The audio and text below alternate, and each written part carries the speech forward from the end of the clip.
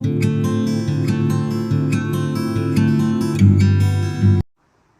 students, today we are going to start with the video 4, okay, chapter Heredity and Evolution. Darwin's theory of natural selection. Last lecture में हम लोग ने देखा था evidence of evolution. अब हम लोग डार्विन्स थियरी देखेंगे of natural selection. Charles Darwin had collected innumerable specimens of plants and animals, and depending upon the observation of those specimens he published the theory of natural selection which preaches the survival of fittest. देखिए Darwin's के हिसाब से उन्होंने ये बोला था कि जो फिट है वही सर्वाइव करेगा एनवायरनमेंट में, ठीक है, और जो फिट नहीं है वो एक्सटिंक्ट हो जाएगा. तो एक किताब लिखी थी उन्होंने, उनकी किताब का नाम था ओरिजिन ऑफ स्पीशीज, ठीक है. और survival of fittest, survival of fittest एक मंत्र था उनका, ठीक है. उन्होंने यही बोला था कि जो एनवायरनमेंट के साथ एडजस्टमेंट करेगा, ठीक है, और जो फिट होगा वही सर्वाइव कर पाएगा ऑर्गेनिज्म, बाकी एक्सटिंक्ट हो जाएंगे. For this purpose Darwin has published a book title origin of species. While explaining the concept, Darwin said that all the organisms reproduce prophically. Now, what is the meaning of prophically? इसका मतलब ये होता है कि हर एक organism के पास काफ़ी क्षमता है, भरपूर क्षमता है रिप्रोड्यूस करने की. All organism compete with each other in a life threatening manner. हर एक ऑर्गेनिज्म कम्पीट करता है एक दूसरे ऑर्गेनिज्म के साथ, ठीक है, जिंदा रहने के लिए. In this competition, only those organisms sustain which shows the modification essential for winning the competition. However, besides this, natural selection also play an important role because nature selects only those organisms which are fit to live and rest perish. देखिए ऐसा होता है कि जो organism fit होते हैं, ठीक है, जो जिसको नेचर सेलेक्ट करता है, ठीक है, नेचर उन्हीं को सेलेक्ट करता है जो फिट है, ठीक है, जो फिटेस्ट है, वो जिंदा रहते हैं, ठीक है, और वो उनकी जो जनरेशन है वो बढ़ती रहती है, और बाकी ऑर्गेनिज्म जो एनिमल्स है, ठीक है, वो क्या हो जाते हैं, एक्सटिंक्ट हो जाते हैं. Sustaining and selected organism can perform the reproduction and thereby give rise to the new species with their own specific character. फिर उनकी जनरेशन बढ़ती है और नए नए कैरेक्टर्स हर एक जनरेशन में दिखते हैं. Darwin's theory of natural selection was widely accepted for a long duration. बहुत समय तक डार्विन्स की थियरी एक्सेप्ट की जा रही थी. However, some objection were raised against this theory. Some of the main objection are, लेकिन फिर भी इनकी थियरी पे कुछ सवाल उठाए गए, ठीक है, और कुछ ऑब्जेक्शन थे. पहला objection, natural selection is not only the factor responsible for evolution. Darwin's के हिसाब से नेचुरल सिलेक्शन ही खाली एवोल्यूशन के रिस्पॉन्सिबल, लेकिन बहुत लोगों ने ये बताया कि ऐसा नहीं है, खाली नेचुरल सिलेक्शन नहीं होते, और भी फैक्टर्स होते हैं एवोल्यूशन के लिए. Darwin did not mention any explanation about useful and useless modification. अब एक जनरेशन से जब दूसरी जनरेशन में होता है, ऑर्गेनिज्म स्पीशीज बढ़ते हैं, तो उसमें कुछ चेंजेस आते हैं, ठीक है, स्पीशीज में. तो कुछ कभी कभी ऐसे चेंजेस ऑर्गेनिज्म या ह्यूमन के लिए, एनिमल्स के लिए यूज़फुल नहीं होते. तो ऐसे चेंजेस क्यों आते हैं जब यूज़फुल नहीं है, ठीक है, तो उसका जवाब नहीं था डार्विन्स के पास.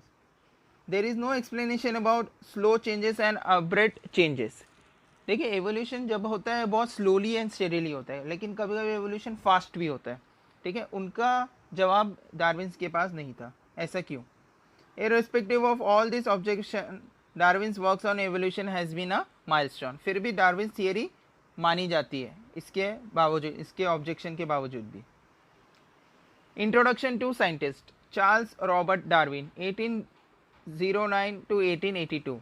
The English biologist proposed the theory of evolution. He shows that all the species of living organisms have been gradually evolved over a period of thousands of years from the common ancestor. एक ही पूर्वज से, एक ही ancestor से सभी organism बने हैं, ऐसा Darwin's का मानना था. He proposed that the principle of natural selection is responsible for the evolution. उनके हिसाब से जो थियरी थी नेचुरल सिलेक्शन की, इनके वजह से ही एवोल्यूशन संभव हो पाया. Next scientist, Lamarckism. Jean Baptiste Lamarck proposed that the morphological changes occur in living organisms are responsible for evolution, and reason behind those morphological changes is activity or laziness of that organism. He called this concept as a principle of use or disuse of organ. अब Lamarckism के हिसाब से एक scientist है, उनके हिसाब से जो भी एवोल्यूशन आया मॉर्फोलॉजिकल चेंजेस की वजह से है। मॉर्फोलॉजिकल का मतलब होता है एक्सटर्नल चेंजेस की वजह से ऑर्गेनिज्म में एवोल्यूशन आया है, ठीक है। क्योंकि ऐसा होता है कि कुछ ऑर्गेनिजम्स ओके ना, बहुत सारे जो ऑर्गेन्स होते हैं कभी कभी बहुत ज़्यादा उसका इस्तेमाल करते थे या तो फिर बिल्कुल इस्तेमाल नहीं करते थे, ठीक है। इसके वजह से वो ऑर्गेन क्या हो गए, वेस्टिजियल ऑर्गन हो गए, ठीक है। बहुत सालों तक वो ऑर्गन का इस्तेमाल नहीं किया तो वो ऑर्गन क्या हो जाते हैं, वेस्टिजियल ऑर्गन हो जाते हैं। Further, he said that the neck of the giraffe have become too long due to the browsing on the leaves of tall plant by extending their neck for several generation. ऐसे माना जाता है कि जो giraffe के नेक जो है यहाँ पे जो टॉल है, ठीक है, तो वो उनकी गर्दन लंबी हो एक दिन में नहीं हो, it takes several of years, okay, then the neck of the giraffe has become long according to the Lamarckism, because वो ऐसे पत्ते खाते थे, ठीक है, वो पेड़ था, ठीक है, वो काफ़ी हाइट पे था, उनके पत्ते भी काफ़ी हाइट पे थे, तो वो बहुत कोशिश करते थे ऊपर जाने के लिए, ठीक है, गर्दन ऊपर करके खाने की कोशिश करते थे। तो धीरे धीरे उनके जनरेशन में चेंज आता गया और आज जिराफ की नेक काफ़ी हाइटेड है, ओके, लंबी है जिराफ की नेक। Similarly, shoulders of the iron smith have become very strong due to the frequent hammering movement. का बार बार लोहार, ठीक है, आयरन स्मिथ, ठीक है, काम करते हैं एक ही हाथ से, ठीक है, तो उनके जो शोल्डर है वो काफ़ी स्ट्रांग हो गए। Wings of the bird like ostrich and emu have become weak due to no use. अब जैसे जो विंग्स होते थे बर्ड्स के, लाइक ऑस्ट्रिच शुतुरमुर्ग, ठीक है, और ईम्यू ऑस्ट्रिया में पाया जाता है, और ईम्यू, ये दो जो बर्ड है, ठीक है, उनके जो विंग्स है वो काफ़ी वीक हो गए क्योंकि बहुत सालों तक वो अपने विंग्स को इस्तेमाल नहीं कर रहे थे। तो धीरे धीरे जनरेशन के बाद जनरेशन आती गई तो उनके विंग्स कमज़ोर हो गए और आज उसके विंग्स कोई काम के नहीं। Legs of the birds like swan and duck have become useful for swimming due to the living in water.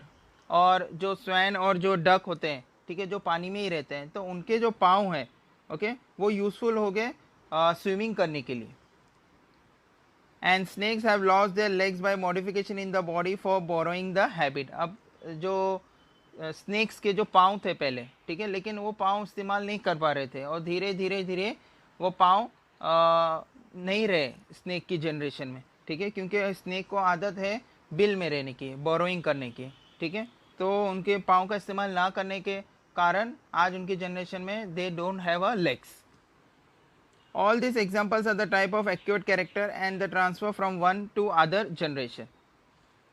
This is called as a theory of inheritance of acquired characters और Lamarckism. ये theory थी Lamarckism की कि इस तरह से होता है। लेमार्किज्म के बारे में पढ़ते हैं। Gene baptise Lamarck 1744-1829। Lamarck proposed that the activities of the organism are responsible for the evolution. This French naturalist proposed that each animal or plant undergoes some changes in its lifespan and those changes are transferred to the next generation and such changes occur in the next subsequent generation too. जो organism जो organ का इस्तेमाल करते हैं, ठीक है, वो transfer होते हैं और जो जिसका यूज़ नहीं करते हैं बहुत सालों तक, ठीक है, वो धीरे धीरे यूजलेस हो जाते हैं वो ऑर्गन्स और फिर वो काम नहीं रहते आगे के जनरेशन में। ऐसा लेमार्किज्म का मानना था। Development of organ due to the specific activities or the degeneration due to no use at all was widely accepted, but transfer of those character from generation to generation was rejected. देखिए organ के activities, जो organ जो organisms जो होते हैं, ठीक है, उनके जो ऑर्गन्स का यूज़ होते थे, ठीक है, वो माना गया पूरे विश्व में, ठीक है, लेकिन कैरेक्टर उनके ट्रांसफ़र होते हैं, ठीक है, एक जनरेशन से दूसरे जनरेशन में, ये नहीं माना गया। इसके ऊपर रिजेक्शन हो गया उनकी थियरी लेमार्किज्म की, because it has been verified that many time that the modification brought in us are not transfer to the next generation and thereby Lamarck theory was disapprove. होता क्या है कि जब एक जनरेशन से दूसरी generation जाती है कोई भी स्पीशीज़ की, ठीक है, तो नेक्स्ट जनरेशन में कुछ मॉडिफिकेशंस आते हैं, ठीक है, तो वो मॉडिफिकेशन पहले वाली जनरेशन में नहीं थे, लेकिन अब नेक्स्ट जनरेशन में वो मॉडिफिकेशन आ गए कोई भी स्पीशीज़ की, ठीक है, तो वो कैरेक्टर उसके ट्रांसफ़र नहीं होते, ठीक है, ट्रांसफर के वजह से मॉडिफिकेशन नहीं आते, वो आ जाते हैं modification. Okay, there is a modification in every generation. Okay, तो ये मानना कि हर एक कैरेक्टर ट्रांसफर होता है एक ऑर्गेनिज्म से दूसरे ऑर्गेनिज्म में, हर एक जनरेशन से नेक्स्ट जनरेशन में, लेमार्किज्म के हिसाब से ये थियरी सही नहीं था, so it was rejected. The living organism can transfer the character which it has acquired to the next generation. This is called as the ancestor of acquired character. Okay.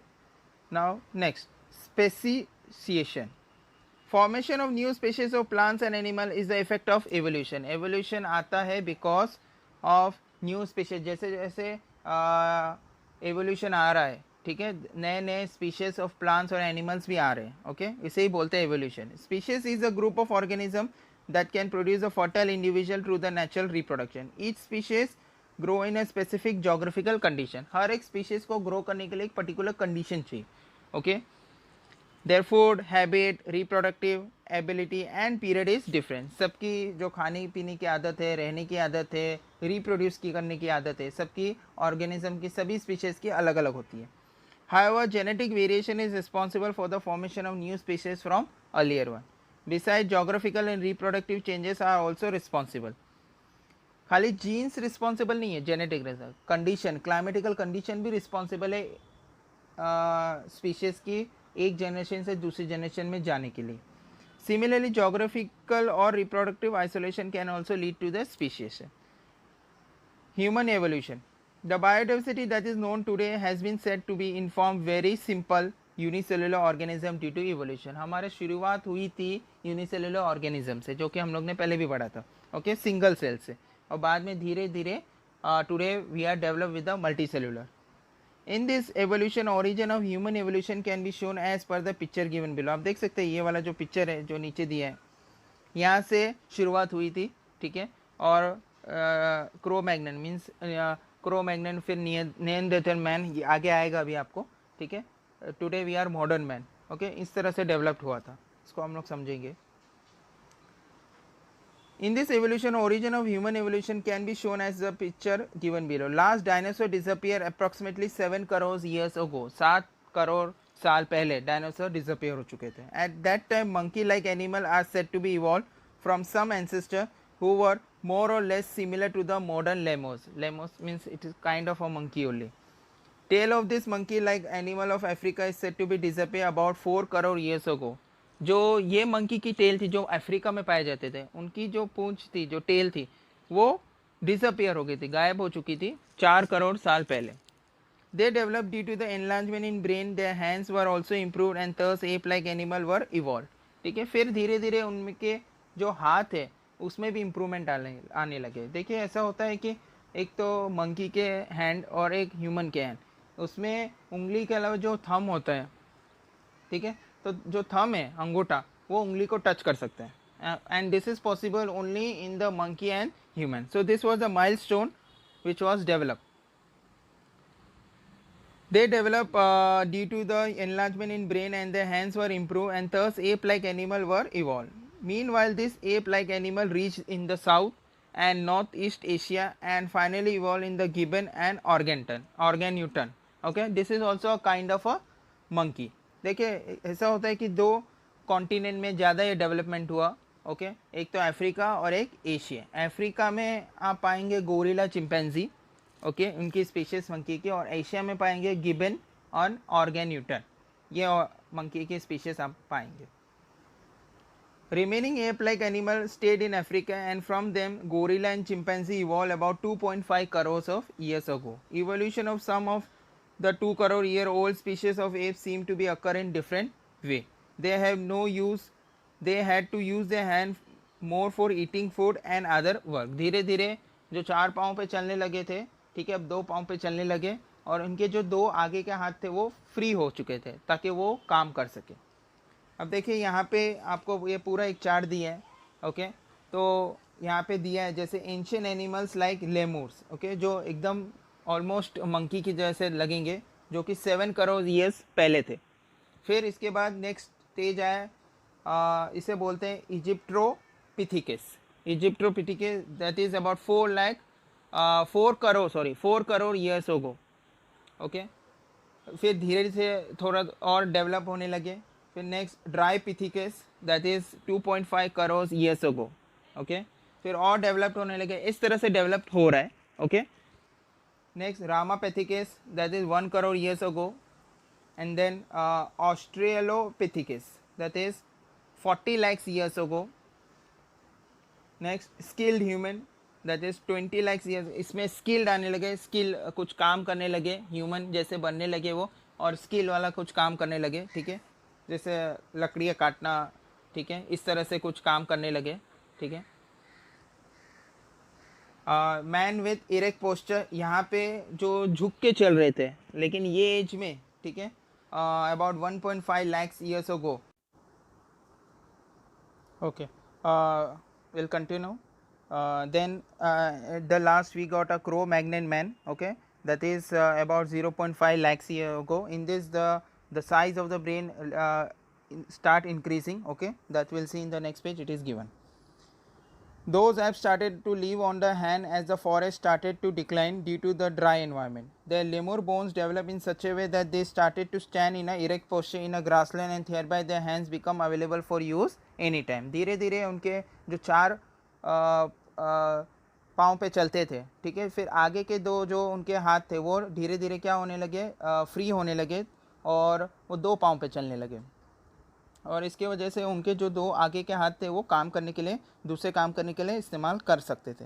The first human like animal with erect posture were using their hands have evolve about 2 crore years ago. 2 crore साल पहले ये evolve हो चुके थे। First record of human like animal is with us in the form of Ramapithecus ape from East Africa. Afterwards this ape grown up in size and become more intelligent, and thus the ape of South Africa evolved about 40 lakhs years ago. 40 lakhs years पहले ये app develop हुए थे, ठीक है, south Africa में। आप देख सकते हैं यहाँ पे ब्रेन का जो साइज़ है, okay, it has been increase slowly and steadily, और जो क्रेस्ट होते हैं, जो लाइंस दिख रहे हैं आपको, जितने ज़्यादा लाइंस होते हैं उतने ज़्यादा इंटेलिजेंस होते हैं, वाइस मैन होते हैं। Okay, human. The morphology of this human like animal started to appear like to be the member of the genus Homo. More detail इसके बारे में हम लोग एनिमल क्लासिफिकेशन के बारे में पढ़ेंगे चैप्टर में। Genus Homo about 20 lakh years ago, and thus skilled human developed. About 15 lakhs years ago, human walking with a erect posture was evolved. It may have existed in China and Indonesia of Asian continent. बाद में China और Indonesia में भी ये develop हुए थे, ऐसा माना जाता है। Evolution of upright man continue in the direction of developing its brain for the period of about 1 lakh years, and meanwhile it was discovered the fire. उसी समय फायर भी डिस्कवर हो गई थी, जैसे मैंने बताया आपको। Brain of 50,000 years old man has been sufficient evolve to extend that it could be consider as a member of class wise man, that is Homo sapien. Wise man समझदार इंसान, वाइस मैन जिसे होमो sapiens बोला जाता है। Neanderthal man can be consider as the first example of wise man. The Cro-Magnon man was evolve about 50,000 years ago, and afterwards this evolution has been faster than the earlier. Cro-Magnon के बाद बहुत ज़्यादा evolution fast हो गया, okay, और modern man develop हो गया। तो इनके बीच की जो लिंक है वो आज भी मिसिंग है। क्रो-मैग्नन के बाद जो इवोल्यूशन हुआ है बहुत ज़्यादा फास्ट हो गया, and we become complete human, okay, और मॉडर्न मैन जैसे आज देख सकते हैं आप, ठीक है। उनके बीच में क्या हुआ था, ठीक है, क्या स्टेजेस आए थे उनके बाद में, तो वो लिंक आज भी मिसिंग है। Okay, About 10,000 years ago, wise men started to practice the agriculture. खेती बाड़ी उन्होंने चालू की थी 10,000 साल पहले। It started to the rear the cattle herds and establish the cities. Cultural development took place.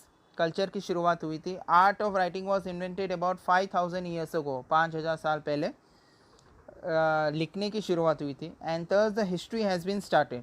Modern scientists emerged about 400 years ago. 400 साल पहले साइंस डेवलप हुआ।